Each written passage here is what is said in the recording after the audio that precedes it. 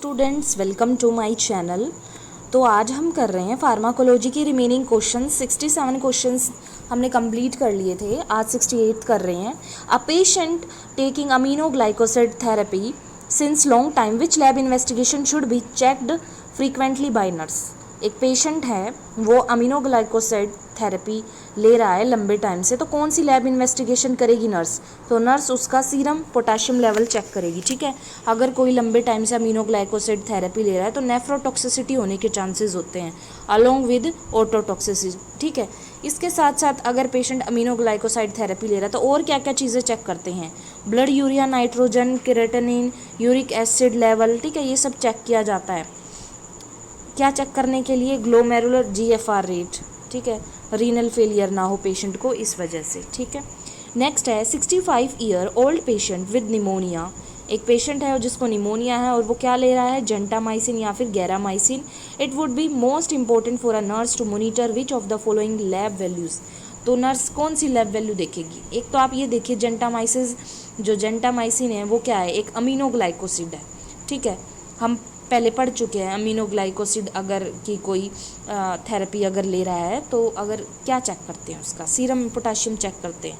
लेकिन अब इस क्वेश्चन में इसने ये बोला है कि वो जेंटामाइसिन लेना है और मैंने आपको बता दिया है अमीनोग्लाइकोसाइड के अंदर आता है। तो अब ऑप्शन में देख के बताओ कौन सा चेक करेंगे?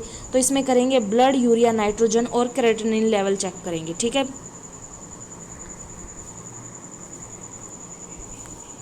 नेक्स्ट एक पेशेंट रिसीव कर रहा है aminoglycoside antibiotic, need to undergo, तो कौन सी उसकी इन्वेस्टिगेशन पॉजिटिव आएगी? तो सीरम क्रेटिनिन लेवल पॉजिटिव आएगा। ठीक है, अभी पढ़ के आए हैं अमीनोग्लाइकोसाइड के बारे में। नेक्स्ट है what is the major nursing responsibility when administering sulfonamide preparation. क्या नर्सिंग रिस्पॉन्सिबिलिटी है जब हम किसी पेशेंट को सल्फोनामाइड प्रिपरेशन एडमिनिस्टर कर रहे हैं? तो क्या बात का ध्यान रखना पड़ता है हमें एक चीज़ ध्यान रखनी है कि administer drug eight prescribe time, जो टाइम है ना फिक्स, उसी टाइम पे हम बार बार प्रिस्क्राइब करेंगे, एडमिनिस्टर करेंगे। ठीक है, नेक्स्ट है which of the following adverse reaction में अकर विद एडमिनिस्ट्रेशन। अगर हम पेशेंट को एरिथ्रोमाइसिन दे रहे हैं तो क्या एडवर्स रिएक्शन देखने को मिलेगी आपको? तो हमें नोजिया, वोमिटिंग देखने को मिलेगा। कब? In case of erythromycin. ठीक है, कॉमन साइड इफेक्ट क्या होते हैं एरिथ्रोमाइसिन के? Diarrhoea, nausea, vomiting, stomach pain, anorexia, skin reaction, sore throat. ठीक है, next bark of which plant yield famous drug. Malaria के लिए कौन से प्लांट की बार्क को यूज़ किया जाता है? छाल को, तो वो होता है सिनोना। कौन सा? सिनोना बोल सकते हो, सिंचोना बोल सकते हो, जैसी भी आपकी प्रोनाउंसिएशन है। ठीक है, नेक्स्ट है drug of choice for treatment of bacillary dysentery. Bacillary dysentery की ट्रीटमेंट के लिए आप क्या ड्रग ऑफ चॉइस यूज़ करते हो? तो वो करते हैं हम नैलीडिक्सिक एसिड। क्या? Nalidixic acid. देखो, diarrhoea containing blood and mucus. ठीक है, तो वो क्या कहलाता है? बैक्टीरियल इन्फेक्शन की वजह से कोलोन में जब बैक्टीरियल इन्फेक्शन हो जाता है ना, तो डायरिया में ब्लड और म्यूकस देखने को मिलता है। ठीक है, तो उसमें हमें क्या मिलेगा? सीजेला, साल्मोनेला, कैम्पाइलोबैक्टर, ई कोलाई। ठीक है, ये सब मिलते हैं और ये क्या कहलाता है? Bacillary dysentery. ठीक है, और मेनली हम क्या करते हैं? बेसिलरी डाइसेंट्री को ट्रीट करने के लिए क्या यूज़ करते हैं? नैलीडिक्सिक एसिड का इस्तेमाल करते हैं, या फिर अगर ऑप्शन में नहीं हो तो सिप्रोफ्लोक्सिन हम राइट करेंगे, वो भी नहीं है तो नॉरफ्लोक्सिन को टिक करेंगे। ठीक है, लेकिन मेन ड्रग ऑफ चॉइस कौन है? Nalidixic acid. ठीक है, नेक्स्ट देखो, drugs used into treatment of ringworm अगर है पेशेंट को, तो आप क्या दोगे उसको? हम रिंग वॉर्म है तो एंटी फंगल देंगे। ठीक है,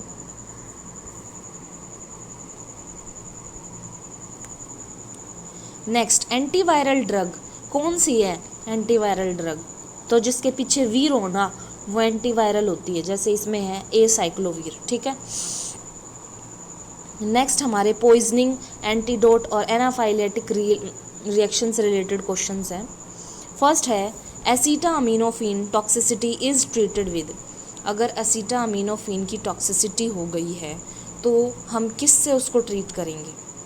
एसीटामिन पता ही है आपको क्या है, तो उसको करेंगे हम एन एसिटाइल सिस्टीन से, ठीक है। एसिटामाइन का टॉक्सिसिटी लेवल बढ़ जाता है तो एन एसिटाइल सिस्टीन देते हैं, ये एंटीडोट है इसकी, ठीक है। नेक्स्ट देखो, विच of the following is an antidote, acetaminophen poisoning की एंटीडोट अभी पढ़ा है अनसिस्टाइल सिस्टीन, एन सिस्टाइल सिस्टीन, ठीक है। और एसिटामिनोफेन हमने प्रीवियस क्लास में भी पढ़ा था कि ये पीसीएम है, ठीक है। अब नेक्स्ट है एंटीडोट क्या है, इंसेक्टिसाइड पॉइजनिंग की, किसकी, इंसेक्टिसाइड पॉइजनिंग की क्या होती है, एट्रोपिन, ठीक है, याद रखना। और अगर ऑर्गेनोफॉस्फेट पॉइजनिंग है ना तो भी हम क्या देंगे, एट्रोपिन देंगे। इंसेक्टिसाइड पॉइजनिंग है तो भी एट्रोपिन देंगे। एंटीडोट ऑर्गेनोफॉस्फेट पॉइजनिंग के लिए अभी पड़ी है एट्रोपिन, ठीक है।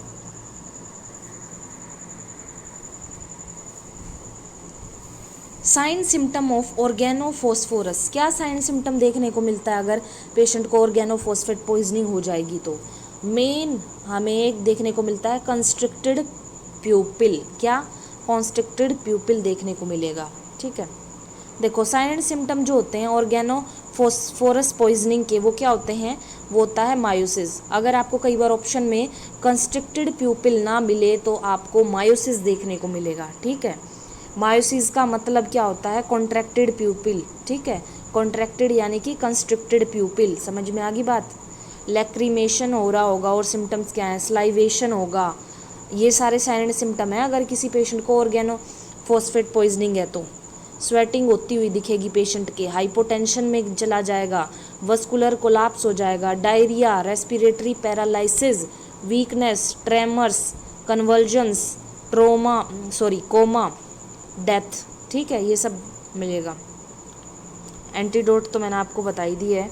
एंटीडोट जब यूज़ करते हैं ना ऑर्गेनोफॉस्फेट पॉइजनिंग के टाइम पे, तो उसमें हम एट्रोपिन 2 mg IV देते हैं, ये याद रखना। हम ऑर्गेनोफॉस्फेट पॉइजनिंग की जो हमने एंटीडोट दी है एट्रोपिन 2 mg देनी है, ठीक है।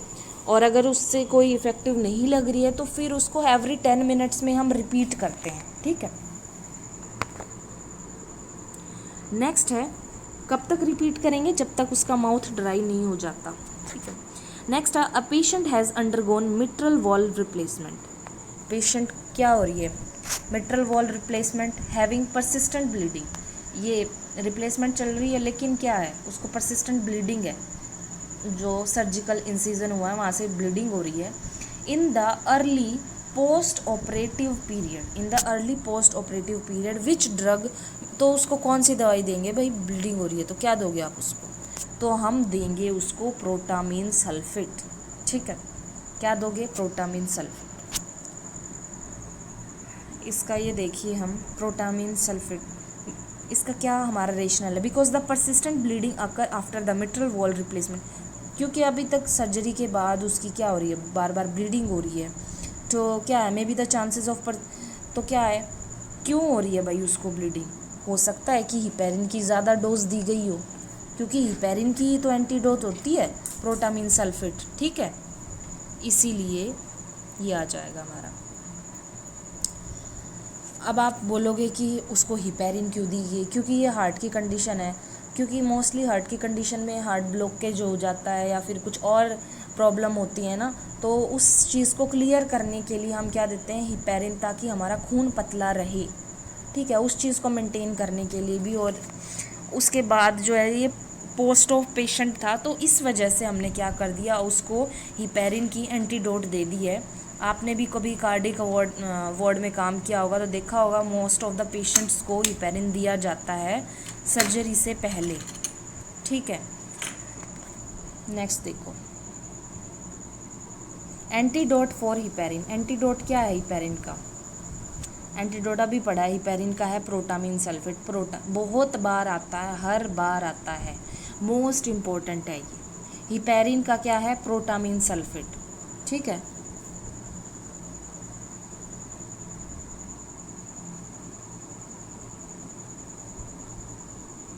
Drugs use to counteract the bleeding complication due to heparin, अगर हिपेरिन की ओवरडोज हो जाएगी तो आप कौन सी ड्रग दोगे, हम देंगे भाई प्रोटामीन सल्फेट, ठीक है। Next, intravenous heparin therapy is ordered for a client, ठीक है. While implementing this order, a nurse ensure that which of the following medication is available on.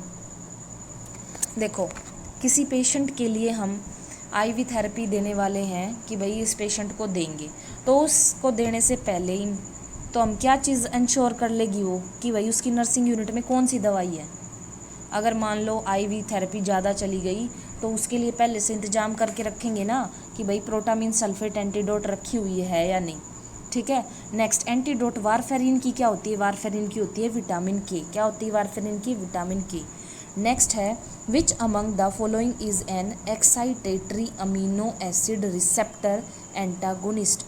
इनमें से कौन सा excitatory amino acid receptor antagonist है? तो वो है फेनीसाइक्लिडीन. कौन है? फेनीसाइक्लिडीन. ये क्या है? अमीनो एसिड रिसेप्टर एंटागोनिस्ट, फेनीसाइक्लिडीन, ठीक है. एंटीडोट क्या है? मॉर्फिन की अगर ओवरडोज हो जाए तो क्या एंटीडोट दोगे? मॉर्फिन की हो जाए तो नलेक्सोन देंगे. क्या देंगे? नलेक्सोन, ठीक है. Medication use to combat an over of narcotics. कौन सी मेडिकेशन दोगे कॉम्बैट कर नारकोटिक्स के प्रभाव को कंट्रोल करने के लिए? क्या दोगे आप बताओ? हम देंगे नलेक्सोन हाइड्रोक्लोराइड. क्या देंगे? नलेक्सोन हाइड्रोक्लोराइड, ठीक है, नारकोटिक्स के असर को कंट्रोल करने के लिए, ठीक है. नलेक्सोन हाइड्रोक्लोराइड, याद रखना, नलेक्सोन हाइड्रोक्लोराइड. नेक्स्ट है हमारा विच एंटीडोट. एंटीडोट अब पूछा है. एंटीडोट नारकोटिक्स जब एडमिनिस्टर कर रहे हैं तो एंटीडोट पूछा है. इसका एंटीडोट है नेलरोफिन. क्या है? नेलरोफिन, ठीक है. नेक्स्ट है antidote of opioid that mother has received during labour pain. Labour pain के टाइम पे आप कौन सा एंटीडोट दोगे? ओपोइड का एंटीडोट. ओपोइड का दोगे नलेक्सोन. क्या दोगे? नलेक्सोन, ठीक है.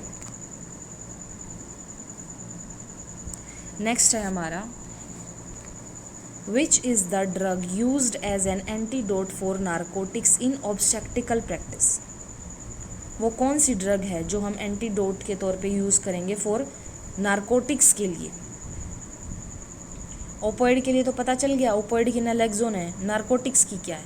नारकोटिक्स की, लेकिन इन ऑब्स्टेट्रिकल प्रैक्टिस के अंदर बोला इसने, ठीक है, तो वो होगी नलेक्सोन. क्या होगी? नलेक्सोन. अलग अलग कंडीशन के अंदर इसने पूछा है ना, तो उस हिसाब से आपको जवाब देना पड़ेगा. अब आप सोचोगे कि नारकोटिक्स की तो नलेक्सोन है, तो अब जैसे ऊपर वाले क्वेश्चन में पढ़ा तो ओपोइड की कैसे हो सकती है नलेक्सोन, ठीक है. अलग अलग कंडीशन दी है उसने. पहले वाले क्वेश्चन में तो ओपोइड जो है हम लेबर पेन के टाइम पे अगर हो जाए एंटीडोट तो क्या देंगे? तो वो नलेक्सोन देते हैं. लेकिन ओबीजी के केस में, ऑब्स्टेट्रिकल प्रैक्टिस के केस में हमने नारकोटिक्स की एंटीडोट हमने नलेक्सोन यूज़ किया, ठीक है. ये क्या आ जाएगा अब हमारा? Severe allergic reactions to a drug. Severe allergic reaction क्या हो सकती है? तो एनाफाइलेटिक रिएक्शन से ही. Anaphylactic is the term used in dash condition. किस कंडीशन में? भाई एलर्जी होगी तभी तो एनाफाइलेटिक्स यूज़ करेंगे. ए फॉर एलर्जी और A for anaphylaxis. Next, which of the following immunoglobulin will be high in a person with. अगर एलर्जी ज़्यादा है किसी पर्सन में तो कौन सा इम्यूनोग्लोबिन ज़्यादा मिलेगा उसको? तो उसको मिलेगा IgE. क्या मिलेगा? IgE, ठीक है.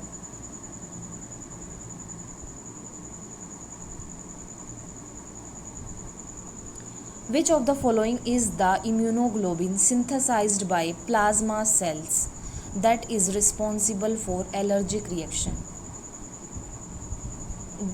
कौन सा इम्यूनोग्लोबिन सिंथेसाइज होता है प्लाज्मा की सेल से और वो रिस्पॉन्सिबल होगा एलर्जिक रिएक्शंस के लिए? तो वो है IgE. ऐसा है IgE जो कि एलर्जिक रिएक्शंस के लिए रिस्पॉन्सिबल होता है. नेक्स्ट है type 1 hyper sensitivity is mediated bye. Type 1 hyper sensitivity is mediated bye IgE। ठीक है, नेक्स्ट है मैकेनिज्म ऑफ टाइप 2 हाइपरटेंस। इसने कहा है, पहले तो टाइप 1 के बारे में पूछा था, अब type 2 hyper sensitivity includes all except. Mechanism बोला है इसने टाइप 2 हाइपर सेंसिटिविटी का, कौन कौन से हैं और कौन से नहीं है, तो एक्सेप्ट वाला निकालना है हमने। ठीक है, इम्यून कॉम्प्लेक्स डिजीज़, ये कोई इम्यून कॉम्प्लेक्स डिजीज़ है ही नहीं, तो हमने शुरू में ही इसको निकाल दिया बाहर, तो ये है ही नहीं, एक्सेप्ट में इसको बाहर निकाल दिया। ठीक है, और पढ़ने की ज़रूरत नहीं हमने। Next, the medicine given during acute anaphylactic reaction. Medication जो हम देते हैं एक्यूट एनाफाइलेटिक रिएक्शन के टाइम पे, वो कौन सी होती है? वो होती है एड्रेनलिन। मोस्ट इम्पोर्टेंट है, बहुत बार आपका पूछा गया है। क्या बोला इसने? एक्यूट एनाफाइलेटिक रिएक्शन हुई है किसी पेशेंट में, ठीक है, तो आप कौन सी दी है? एड्रेनलिन। कौन सी? एड्रेनलिन, याद रखना आप ये।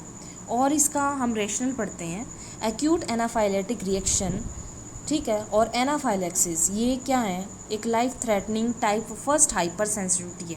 मतलब किसी पेशेंट में बहुत ज़्यादा सीवियर एलर्जिक रिएक्शन हो जाती है, तो हम क्या करेंगे? Management of severe drug allergy, क्या क्या करते हैं? सबसे पहले तो स्टॉप, जो भी मेडिकेशन चल रही है उसको बंद कर देंगे, उसको ऑक्सीजन देंगे हाई फ्लो रेट के साथ, CPR की अगर ज़रूरत है तो CPR देंगे। ठीक है, फिर उसके बाद एड्रेनलिन या फिर एपिनेफ्रिन 0.5 mg IM देना है। याद रखना, हमने क्या किया है? सीवियर एलर्जिक के केस में एडमिनिस्टर किया है एड्रेनलिन।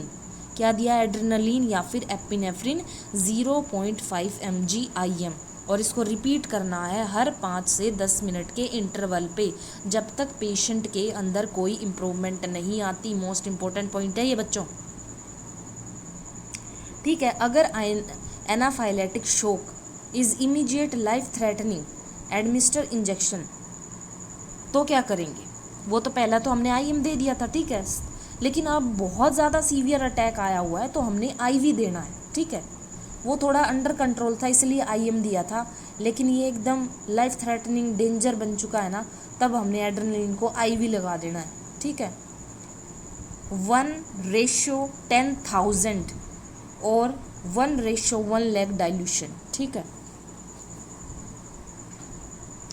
नेक्स्ट क्या लिखा हुआ है इसने? एडमिनिस्टर H1 रिसेप्टर ब्लॉकर और एंटीहिस्टामिन्स, और इसके साथ साथ हम क्या दे सकते हैं? H1 रिसेप्टर ब्लॉकर और एंटीहिस्टामिन देंगे। ठीक है, सिट्राजिन होगी, लिवोसिट्राजिन, ये तो आपको पता ही है।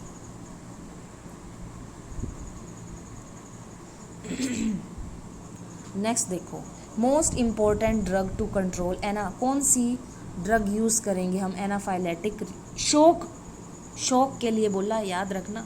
ठीक है, रिएक्शन नहीं है, शॉक में हम कौन सी देंगे? एड्रेनलिन। ठीक है, which drug will not be use in allergic condition, कौन सी ड्रग एलर्जी में यूज नहीं करते? ग्लोब्यूलिन को हम एलर्जिक कंडीशन में इस्तेमाल नहीं करते। ठीक है, ग्लोब्यूलिन क्या है? एक प्रोटीन है, समझ में आ गई बात, और बाकी सब एलर्जी में देते हैं। Which of the following drug is not used in management of hypersensitivity reaction?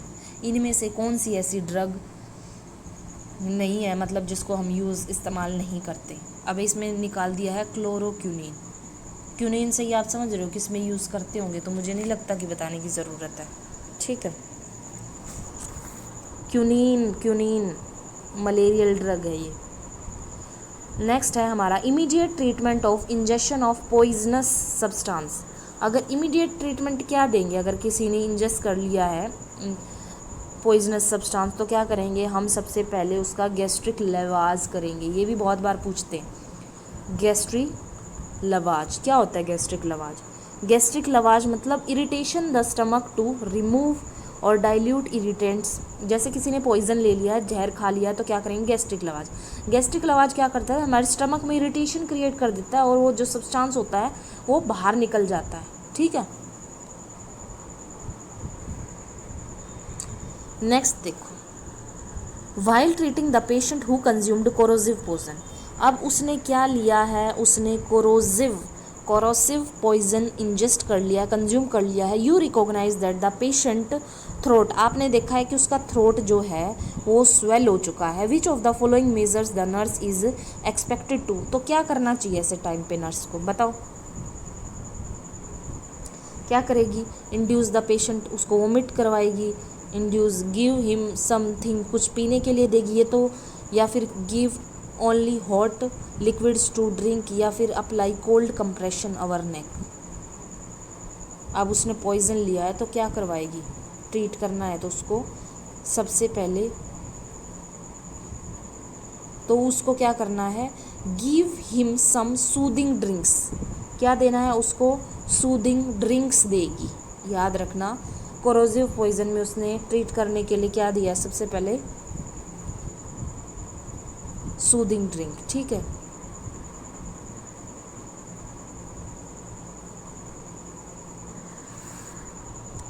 Next, a 2-year-old swallowed kerosene from a soda bottle stored in a garage. The immediate treatment of ingestion of petroleum distillated is to have the child swallowed. एक बच्चा आया, उसने kerosene पी ली है बोतल से, उसको नहीं पता था कि क्या है इसमें, ठीक है। तो इमीडिएट ट्रीटमेंट क्या करोगी उसका? तो हम उसको वीक साल्ट सॉल्यूशन देंगे। क्या दोगे? Weak salt solution. जिसने केरोसिन पी ली है उसको देना है वीक साल्ट सॉल्यूशन। नेक्स्ट है hyperbaric oxygen therapy is use to treat which, कौन सी पेशेंट के लिए हम हाइपरबैरिक ऑक्सीजन थेरेपी यूज़ करते हैं? तो हम कार्बन मोनोऑक्साइड पॉइजनिंग का जो पेशेंट आपके पास आया है उसके लिए हम हाइपरबैरिक ऑक्सीजन थेरेपी यूज़ करते हैं, ठीक है। नेक्स्ट, इन कार्बन मोनोऑक्साइड, क्या है? कार्बन मोनोऑक्साइड पॉइजनिंग है, तो what change would you expect in the, तो आपको क्या पेशेंट के स्किन कलर में क्या कैसा कलर देखने को मिलेगा? कार्बन मोनोऑक्साइड पॉइजनिंग हुई तो क्या देखने को मिलेगा? तो हमें चेरी पिंक डिस्कलरेशन देखने को मिलेगा। याद रखना ये बात, मोनोऑक्साइड पॉइजनिंग में आपको चेरी पिंक डिस्कलरेशन देखने को मिलेगा। क्या मिलेगा? चेरी पिंक डिस्कलरेशन, ठीक है। नेक्स्ट है टाइप ऑफ एट्रोपिन ड्रग्स। कौन कौन सी एट्रोपिन? एंटी कोलिनर्जिक भी है, एंटी एरिथमिक भी है, ठीक है। कौन सी है? वेगोलाइटिक भी है, सारी ही हैं, ठीक है। कई बच्चे ऐसे सोचते हैं ये एंटी है, ये वेगोलाइटिक नहीं होगी, इसको अलग निकाल देते हैं, तो ऐसा नहीं है, ठीक है ना, ये सारी ही हैं। The drug like atropine which block the action, drug का जो एट्रोपिन है वो क्या करती है? वो ब्लॉक कर देती है एसिटाइल कोलिन के एक्शन को, ठीक है।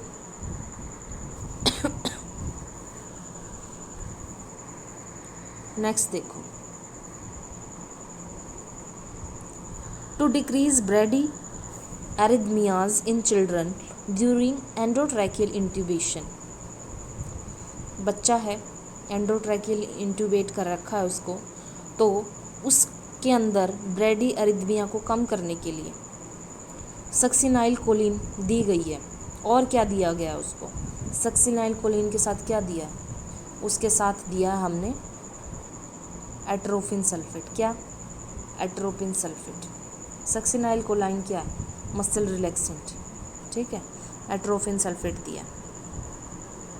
नेक्स्ट क्वेश्चन है, a patient is given, patient को क्या दिया है? Atropine sulphate as a premedication, surgery से पहले दिया atropine sulphate, and develop tachycardia, tachycardia हो गया और ड्राई माउथ हो गया,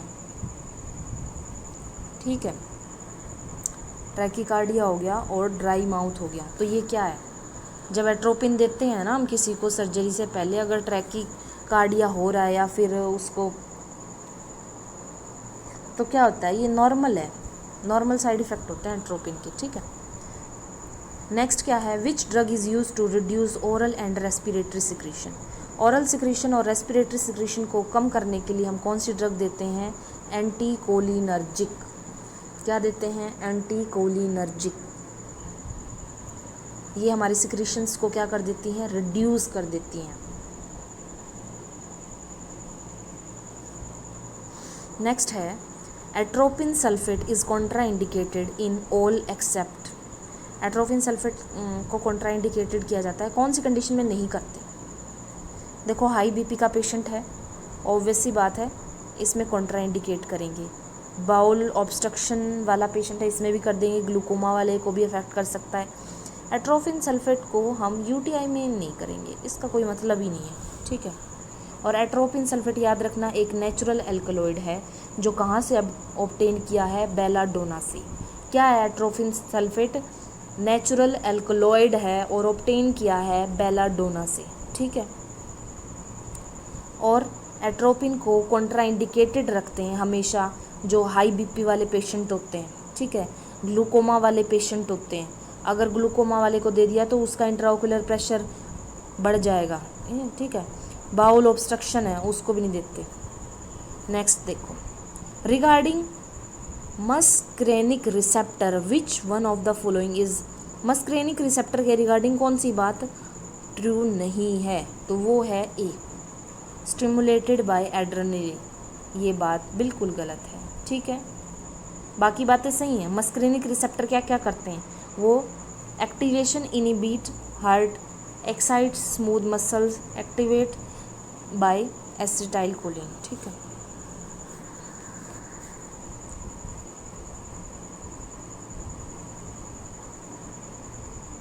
देखो, adrenaline used during except, adrenaline used during कब कब देंगे और किस केस में हम एड्रेनलिन का यूज़ नहीं करते? तो एंजाइना अटैक के टाइम पे हम नहीं करते, ठीक है। कार्डिक इंजेक्शन, शॉक के टाइम पे, हाइपोटेंशन, ठीक है, एंजाइना अटैक में नहीं करेंगे।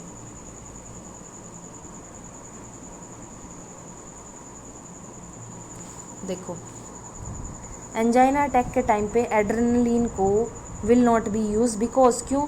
बिकॉज फर्दर कोरोनरी, क्योंकि ये वेजो कंस्ट्रिक्शन करवा सकता है। क्यों नहीं दिया? ये चीज़ याद रखो। एंजाइना का अटैक हुआ है ना, आपको चेस्ट हार्ट अटैक हुआ है तो एकदम से आप एड्रेनलिन नहीं देंगे, ठीक है। क्यों? वो वेजो कंस्ट्रिक्ट कर सकता है। नेक्स्ट क्या है? अगर लेड पॉइजनिंग हो जाए, लेड पॉइजनिंग हो जाए तो लेड पॉइजनिंग का दूसरा नाम पूछा है तो उसको क्या बोलते हैं हम? लेड पॉइजनिंग को हम बोलते हैं पार्डर विल्ली सिंड्रोम। क्या बोलेंगे? सॉरी गलत बोल दिया मैंने। हम बोलेंगे प्लम्बिज्म। क्या बोलेंगे? Plumbism. Lead poisoning is also known as plumbism, ठीक है। लेड से जो पॉइजनिंग होती है वो प्लम्बिज्म कहलाती है और लेड पॉइजनिंग वीकनेस कोज कर देती है, हमारी नर्व सेल्स डीजनरेट होना स्टार्ट हो जाती हैं। अब नेक्स्ट जो है प्लम्मर विल्सन सिंड्रोम, ये क्या होता है? ये आयरन डेफिशिएंसी एनीमिया है। क्या है ये?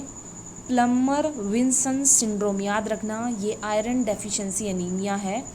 इसमें क्या हो जाता है? एसोसिएटेड विद डिस्फेजिया, गैस्ट्रिक एलोकार्डिया, splenomegaly, spooning of the nails due to esophageal web, ठीक है। एस्टेरेक्सिस क्या होता है? Abnormal muscle tremor. क्या है? जर्की मूवमेंट्स होती है, इनवॉलेंट्री जर्की मूवमेंट्स, ठीक है। नेक्स्ट देखो, dash may be caused due to the accumulation of lead in the body. क्या चीज़ कॉज कर देती है एक्यूमुलेशन ऑफ लेड? किसकी वजह से होता है? Weakness of nerves. क्या है इसका मेन रीज़न? वीकनेस अगर हो जाती है ना नर्व्स में तो ये किसकी वजह से हो रही है? अगर हमारी बॉडी में लेड है जमा, लेड पॉइजनिंग हो रखी है या फिर लेड जमा है तो वो साइन सिम्टम दिखाएगा। अभी ऊपर पढ़े हमने तो हमारी नर्व्स पे अफेक्ट डालता है। अभी ऊपर पढ़ा था ना, डीजनरेशन करता है नर्व सेल का, तो वीकनेस ऑफ नर्व्स इसका ऑप्शन आ जाएगा, ठीक है। नेक्स्ट BMI से रिलेटेड क्वेश्चन पढ़ेंगे। विच of the following formula is correct for calculating? BMI के लिए कौन सा फॉर्मूला करेक्ट है? तुम्हारा लास्ट ऑप्शन है वेट इन kg अपॉन में हाइट इन मीटर स्क्वायर, ठीक है। फॉर्मूला टू कैलकुलेट BMI के लिए कौन सा फॉर्मूला है? ये आप सबको पता होगा, अभी बताया है, बार बार रिपीट नहीं करेंगे हम।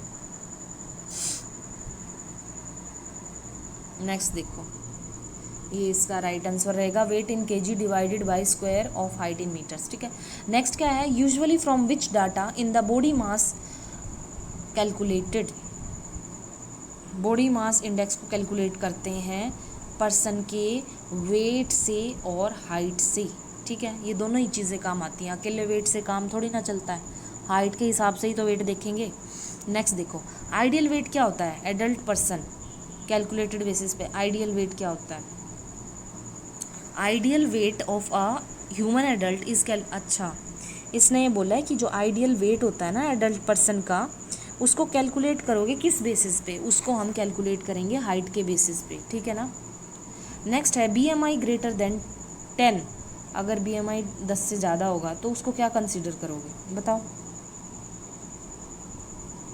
10 से ज़्यादा होगा, ये क्या है, देखो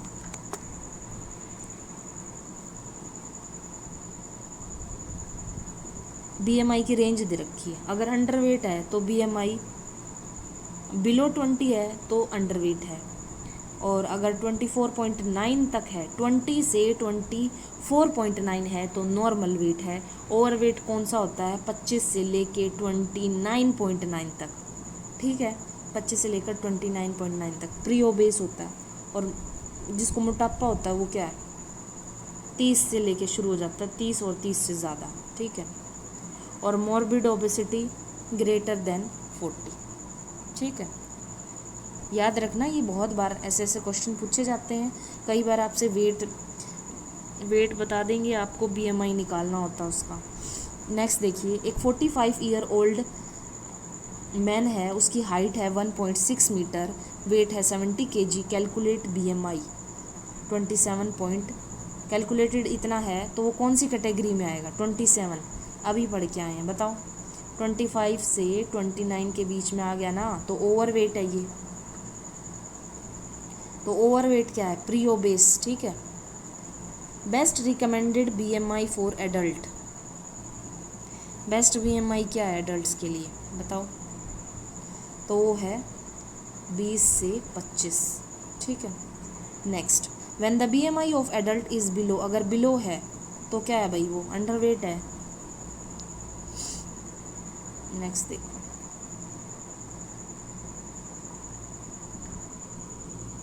the client weight 160 pound and is, ठीक है, 5'1" टॉल है, हिज BMI 30.22, विच कैटेगरी, इसका BMI देखो आप 30.22 है, तो कौन सी कैटेगरी में होगा, आप खुद को पता है क्या है, अंडर वेट तो हो ही नहीं सकता, ओवर वेट भी नहीं है। ठीक है, 30 है इसका, आइडियल वेट भी नहीं है, ये ओबेस है। ओवर वेट तो 25 से 29.9 वाले प्री ओबेस हो जाएंगे, वो ओवर वेट में आ जाता है। ठीक है, और ये 30 वाला ओबेस कहलाएगा। Next, an adult is declare to be, एक एडल्ट को डिक्लेयर कर दिया गया है ओबेस, तो BMI क्या होगा, उसका BMI होगा 30।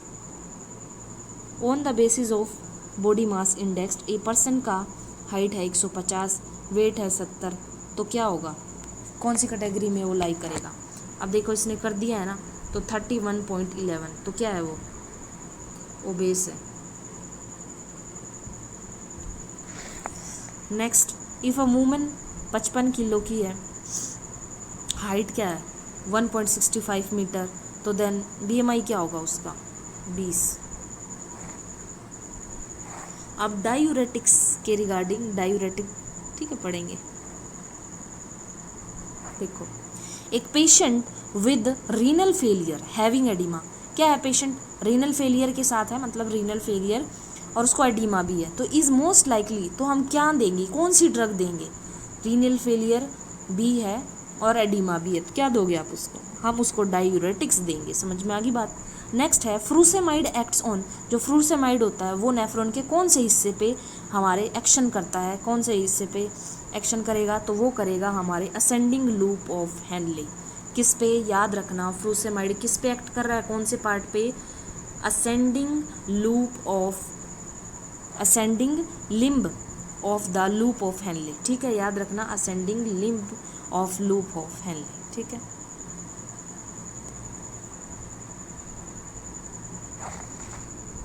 Hypertensive patient is given diuretics. Hypertensive patient है, उसको डायूरेटिक्स दे रहे हैं, क्यों? ताकि उसका बीपी लो हो जाए, ठीक है। बाय क्या? बाय एक्सकर्श। कैसे होगा बीपी लो? एक्सक्रीट आउट होगा वाटर और सोडियम, ठीक है, तभी तो उसका क्या होगा, बीपी कम होगा।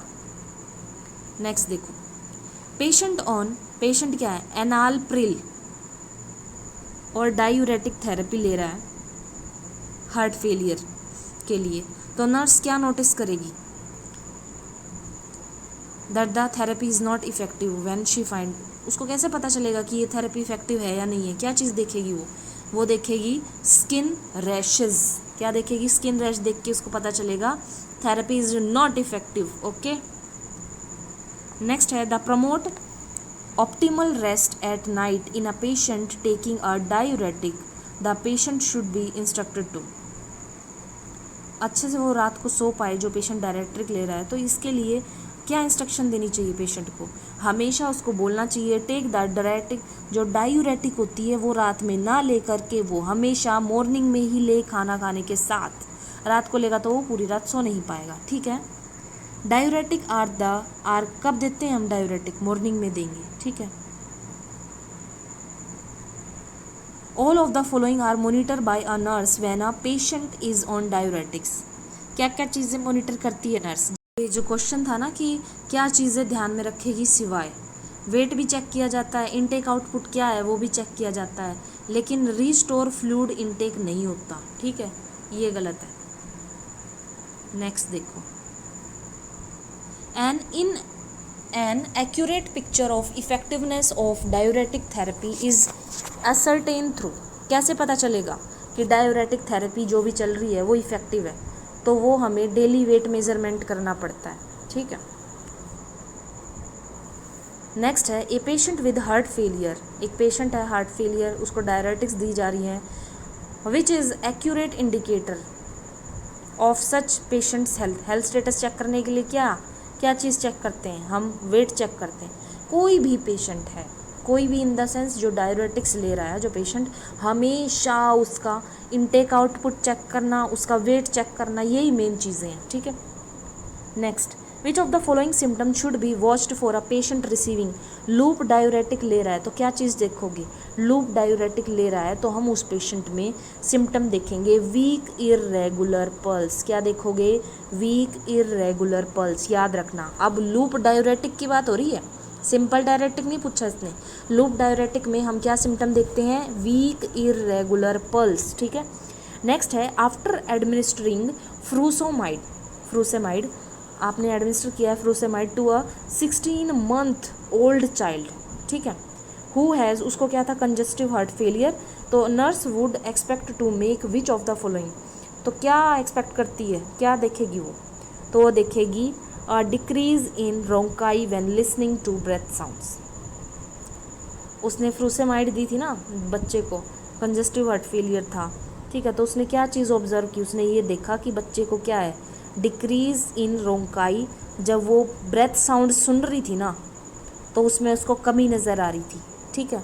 रोंकाई क्या होता है? अब ये देखो, ये क्या होती है? कोर्स रैटलिंग रेस्पिरेटरी साउंड्स होती हैं, ठीक है। वो किसकी वजह से होती हैं? जब जो हमारा ब्रोंकियल एयरवेज है, अगर उसमें कुछ सिक्रीशंस होती है ना, जमा होती हैं, तब उस टाइम पे ऐसी ब्रेथ साउंड सुनने को मिलती है, तो वो सब सुनाई देगा उसको, ठीक है। कब? So after furosemide therapy lung rhonchi में decrease due to decrease of fluid in airways. समझ में आ गई बात?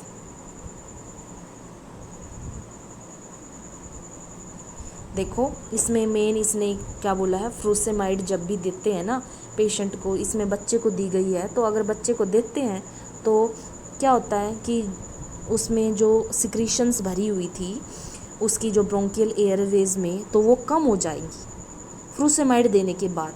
अगर फ्रूसेमाइड नहीं दी हुई होगी तो क्या होगा? बढ़ी हुई दिखेंगी।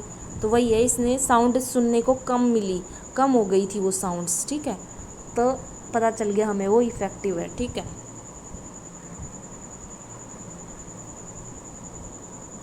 Which of these drug is nephrotoxic?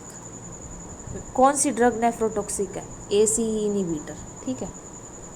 Next, which if the patient with acute kidney injury, क्या है, पेशेंट किसके साथ है, एक्यूट इंजरी है और वो ACE इनहिबिटर भी ले रहा है, तो नर्स क्या देखेगी, क्या मॉनिटर करेगी, कौन सा लेवल देखेगी, तो नर्स ACE इनहिबिटर जो पेशेंट ले रहा है उसका क्या देखेगी, सीरम पोटाशियम लेवल, क्या, सीरम पोटाशियम लेवल, ठीक है। ACE इनहिबिटर के साइड इफ़ेक्ट क्या हैं, dry cough, hypotension, hyperkalemia, dizziness, fatigue, nausea, renal impairment. अब एडवर्स इफेक्ट क्या है थाइजाइड का, थाइजाइड का एडवर्स इफेक्ट क्या है, हाइपोयूरेसीमिया, क्या है, हाइपोयूरेसीमिया, ठीक है। नेक्स्ट, मेडिकेशन जो हम नोजिया वोमिटिंग के लिए देते हैं वो कौन सी होती हैं, वो एंटीमेटिक्स होती हैं। नेफ्रोटॉक्सिक ड्रग्स कौन सी होती हैं, नेफ्रोटॉक्सिक ये सारी हैं, नशेड्स, एम्फोटेरेसिन बी, अमीनोग्लाइकोसाइड्स, ये सारी की सारी क्या हैं, नेफ्रोटॉक्सिक ड्रग्स हैं, ठीक है।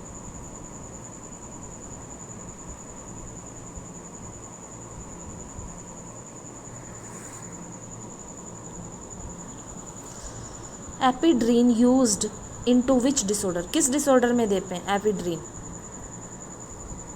अस्थमा में, ठीक है। अब नेक्स्ट है, out of the following which medication are used for intestinal evacuation, के लिए आप कौन सी ड्रग दोगे, इंटेस्टाइनल इवैक्यूएशन के लिए हम कैथार्टिक्स देते हैं, क्या दोगे, कैथार्टिक्स देते हैं, ये तो बता दिया। कैथार्टिक्स किसके लिए देते हैं, इंटेस्टाइनल इवैक्यूएशन के लिए। और कार्मिनेटिव एजेंट किसके लिए देते हैं, गैस फॉर्मेशन को प्रिवेंट करने के लिए। कार्मिनेटिव आर एक ऐसा एजेंट है जो हेल्प करता है, प्रिवेंट, गैस फॉर्मेशन नहीं होने देगा, ठीक है। और लास्ट हमारा था एस्ट्रीजेंट, एस्ट्रीजेंट किसके लिए एजेंट, ये क्या करता है, श्रिंक कर देता है बॉडी के टिश्यू को, ठीक है। नेक्स्ट है, which among following is a high risk drug, कौन सी हाई रिस्क ड्रग है इनमें से, तो injection potassium chloride high risk है, ठीक है। क्योंकि क्या हो सकता है, अगर इसको एकदम से IV दे देंगे ना फास्टली, तो क्या हो जाएगा, कार्डिक अरेस्ट आ जाएगा और वो मर जाएगा, ठीक है। Next, drug use in the treatment, migraine के लिए हम कौन सी ड्रग देते हैं, एर्गोटामीन, क्या, ergotamine, for the treatment of migraine, ergotamine. Next है, antitussive drugs are the drugs, कौन, एंटीटसिव्स वो ड्रग्स होती हैं जो क्या, किसको इनहिबिट करती हैं, कफ को, कफ के अगेंस्ट तो लेते हैं। नेक्स्ट देखो, substance that neutralise bad odour, कौन सा सब्सटेंस बैड ओडर को न्यूट्रलाइज कर देता है, तो वो होते हैं डीओ, और क्या होगा,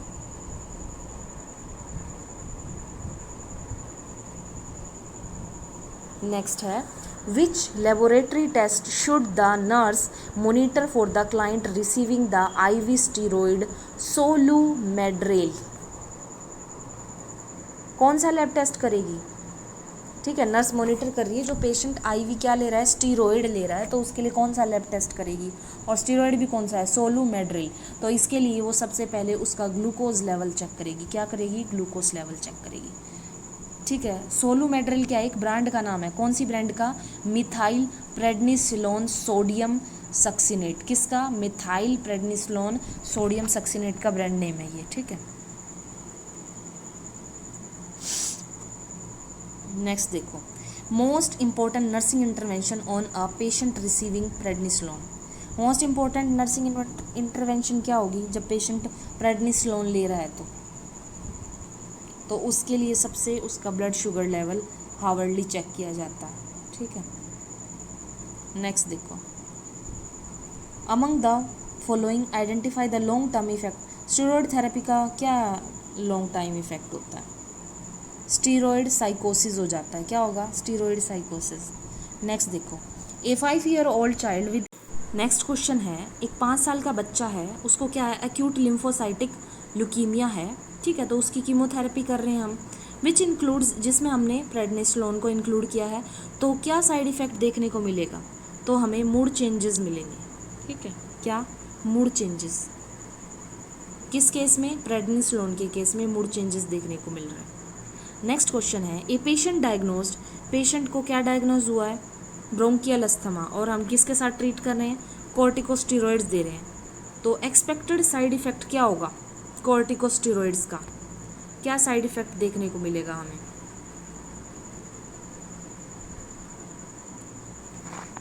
तो हमें मिलेगा ओस्टियोपोरोसिस, ओबेसिटी और इम्यूनिटी सप्रेस हो जाएगी, मोटापा बढ़ जाएगा और ऑस्टियोपोरोसिस होगा। ठीक है।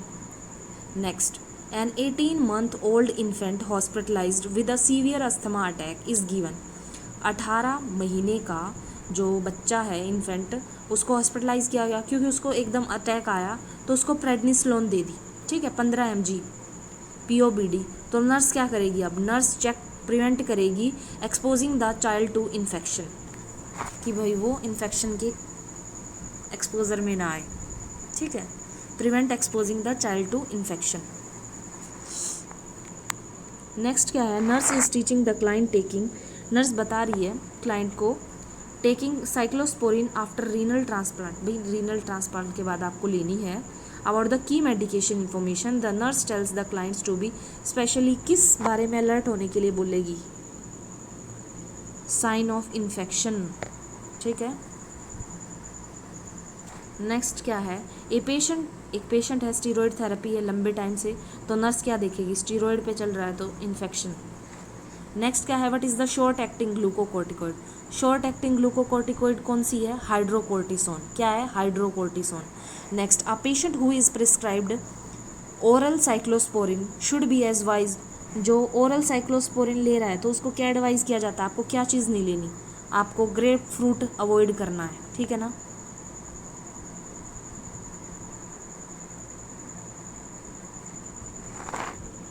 Important advice for a patient taking, क्या जो स्टीरॉयड ले रहा है उसको क्या बोलते हैं? इंपॉर्टेंट एडवाइस हम उसको बोलते हैं नॉट टू स्टॉप थेरेपी, एकदम से अपने आप नहीं बंद कर देनी है।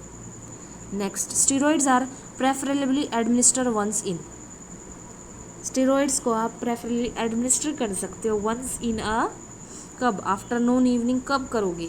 तो वो हम करते हैं मॉर्निंग के टाइम पे स्टीरॉयड्स को। ठीक है, क्योंकि स्टीरॉयड्स जो होते हैं ना, क्या रेशनल है इसका? जो स्टीरॉयड्स होते हैं प्रिस्क्राइब किया जाता है वंस अ डे।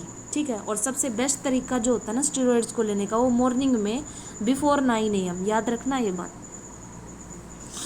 नेक्स्ट है और लास्ट क्वेश्चन है हमारा, विच of the following drugs is associated with the reaction of Steven Johnson syndrome? इनमें से कौन सी ड्रग की वजह से जो सिंड्रोम होता है स्टीवन जॉनसन सिंड्रोम, बताओ? तो वो है वेल्परोइक एसिड। क्या है? वेल्परोइक एसिड। ठीक है। स्टीवन जॉनसन सिंड्रोम क्या है? इज़ अ मेडिकेशन इंड्यूस्ड, ये मेडिकेशन से होने वाला एक रिएक्शन है। ठीक है, मेडिकेशन से होने वाली एक स्किन रिएक्शन है। और कौन सी मेडिकेशन से? वेल्परोइक एसिड से। इसी के साथ हम अपना सेशन ख़त्म करते हैं। अगर आपको सेशन अच्छा लगता है तो आप हमें कमेंट करके